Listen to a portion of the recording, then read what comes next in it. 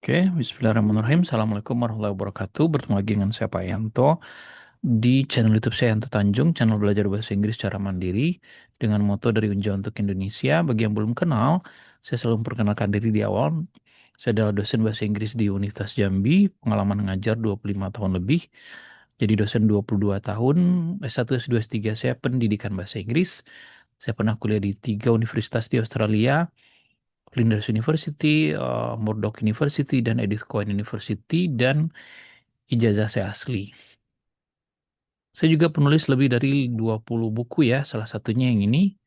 Ini masterpiece saya, isinya tentang bagaimana belajar bahasa Inggris secara mandiri. Sayang sekali bukunya sudah habis terjual, bestseller ya. Semoga penerbitnya menerbitkan kembali edisi yang kedua. Channel ini sudah melalui lebih dari 200.000 subscriber dan sudah dijadikan bahan penelitian ya. 4 skripsi, kemudian 4 artikel jurnal oleh beberapa orang dosen di Indonesia. Kemudian salah satunya menyatakan bahwa channel YouTube saya adalah salah satu yang terbaik dari segi tingkat kepuasan dan efek terhadap orang yang belajar di channel ini. Saya juga buka kursus online via Zoom ya. Oke, demikian. Nanti saya tambahkan lagi informasinya. Kali ini kita sudah sampai kepada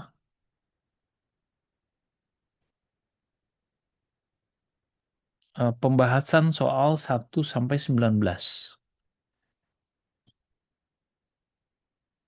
Oke, ini dia.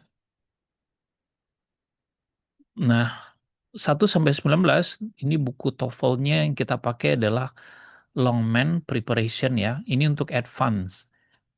Eh, Jumlah skillnya banyak sekali bagi mereka yang targetnya di atas 600 sampai 650-an. Nah, gitu.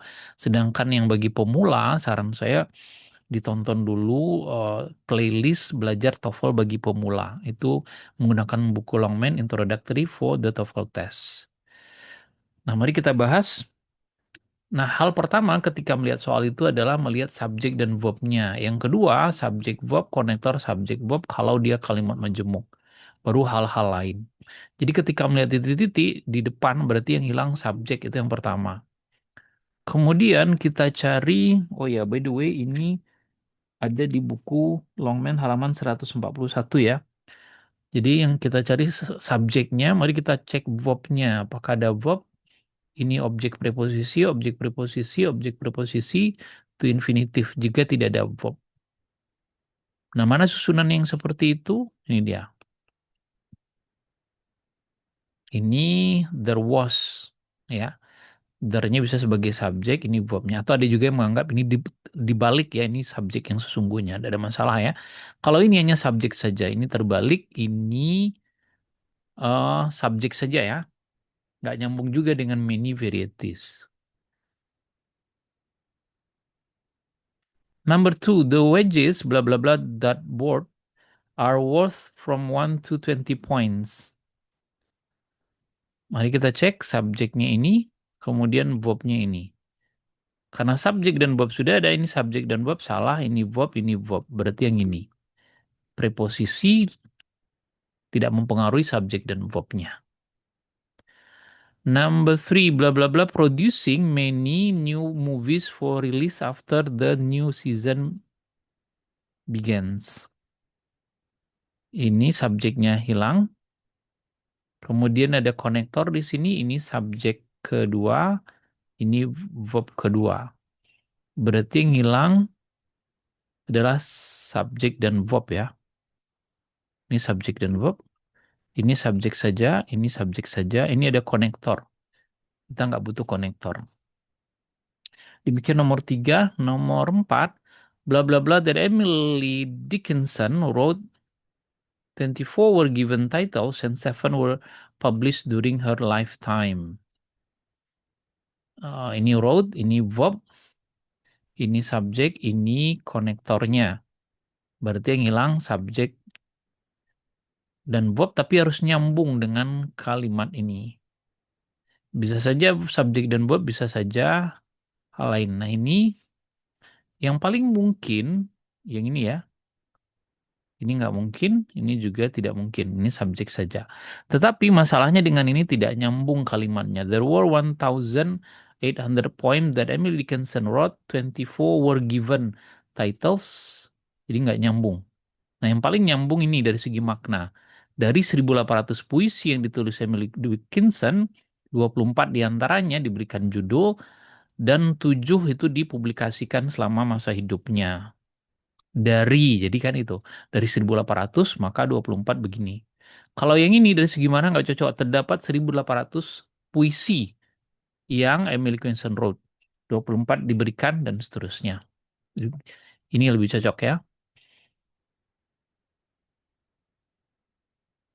Number five, itu namanya tadi pembalikan juga. Since an immediate change was needed on emergency basis, blah blah blah, by the governor to curtail railway expenditure. Ntar ya. Oh ya benar. Ini konektor, ini subjek, ini adalah verb. Berarti yang hilang ada dua, minus dua, subjek dan verb saja. Ini dia subjek dan verb. Ini konektor, subjek dan verb. Ini verb, ini konektor. Number six, in the Morgan Library in the New York City, bla bla bla of medieval and Renaissance manuscript. Jika ada OP di depan kalimat, seperti yang pernah kita bahas, ada kemungkinan ini adalah sebuah pembalikan. Pembalikan artinya subjek biasanya di depan dan verb di belakang dibalik menjadi verb dulu baru subjek. Karena kalimat ini memang tidak ada verbnya. Jadi terjadilah pembalikan verb baru subjek. Ini dia. Is a collection. Kalau ini subjek baru verb, tidak nyambung ya. Karena subjeknya adalah Renaissance manuscript. Ini ada konektornya, nggak bisa. Ini objek preposisi. Kalau ini udah jadinya double subjeknya di depan dan di belakang. Silahkan lihat yang ada keterangan tempat ya, menyatakan place expression. Itu kalau ada preposisi di depannya, kemungkinan besar dia dibalik. Kemudian number seven. Some fishing fleets might not have been so efficient in limiting their catch to target species bla bla bla more strict in enforcing penalties. Ini sepertinya subjek, ini verb. Nah, perhatikan pilihan jawabannya ada if. Berarti ini conditional sentence.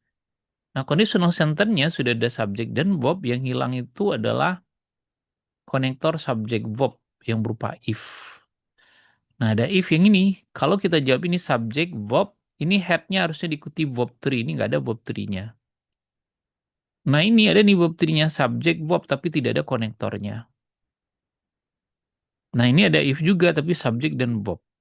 Nah, ada alternatif lain. Jadi, selain if diikuti subjek dan verb, verbnya harus head diikuti verb 3 ya. Bisa dibalik jadinya. Silakan dilihat di bagian kondisional kemarin. Jadi, head dulu, baru subjeknya seperti ini dia. Head yang terlebih dahulu. Yang bisa dibalik itu apa saja? Ada head, kemudian ada should, dan juga ada were. Dia bisa dibalik, letaknya di depan. Jadi jawabannya adalah Charlie. Number 8. The Dewey Decimal System currently used in libraries throughout the world, blah blah blah, all written works in 10 classes according to subject. Ini subjeknya. Ini bukan kalimat majemuk, ya, karena nggak ada konektor. Ini adjektif. Ini OP. Ini OP juga. Ini kayaknya objek ya, karena letaknya di belakang. Jadi yang hilang itu adalah verb-nya, nggak ada verb-nya. Nah, mana yang bisa verb di sini? Ini saja. Ini adjektif. Ini subjek verb. Nah, ini verb tapi maknanya pasif. Dari segi makna dia tidak cocok.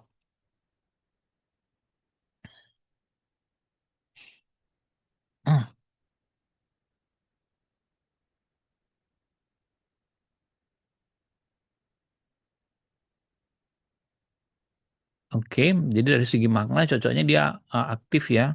Sistem desimal Dewey itu membagi semua karya tertulis, bukan dibagi karya tertulis. Number nine, individual differences in brave wave activity may shed light on why some people are more prone to emotional stress disorder.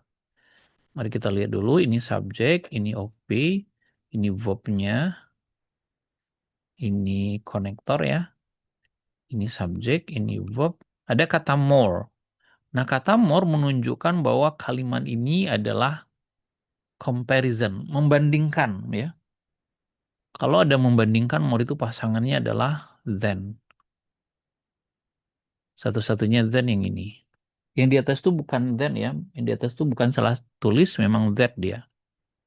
Kemudian ini konektor subjek verb yang kita butuhkan adalah kata more, perbandingan, maka dia menggunakan than. Kemudian setelah than boleh subjek, boleh verb, atau bisa juga boleh verb, boleh subjek. Silakan lihat di bagian kondisional. Nomor 10, bla bla bla squeeze the orange juice in a 1 cup serving provides twice the minimum daily requirement for vitamin C.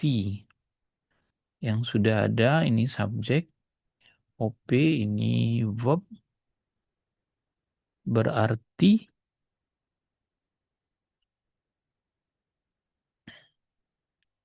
ini yang belum ada apa? Nah, apapun jawaban kita ada subjek verb, ada konektor, ada subjek, berarti dia kalimat majemuk loh ya. Kalimat majemuk. Kalimat menjemuk berarti ada konektor, subjek, eh verbnya sudah ada nih. Berarti konektor dan subjek. If it freshly quiz. Nah ini kemungkinan yang ini konektor, subjek. Tetapi kalau kita lihat dari segi makna tidak sesuai. Jika iya, squeeze itu maknanya pasif harusnya.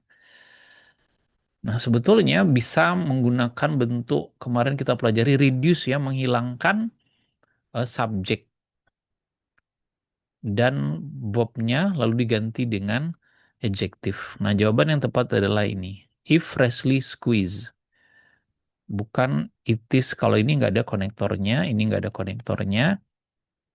Ini ada konektor, sementara ini hanya konektor dan subjek. Ini adjektif sebetulnya. Oke, silakan lihat lagi untuk lebih paham yang bagian uh, reduce ya. Demikian 10 soal dari skill 1 sampai skill 10. Jika ada pertanyaan, lihat tulis di kolom komentar. Insya Allah akan saya jawab. Tapi yang diprioritaskan yang jadi anggota ya, membership. Membership cuma 20.000 rupiah per bulannya, bisa mengakses 520 video, mendownload banyak sekali materi. Kemudian pertanyaan diprioritaskan. Atau kalau mau kursus sendiri melalui video saya, lihat di eh, keterangan lanjutnya di yantotanjung.com. Di situ juga ada tes simulasi dan ada sertifikatnya. Oke, thank you very much for attention. See you, goodbye. Assalamualaikum warahmatullahi wabarakatuh. Bye-bye.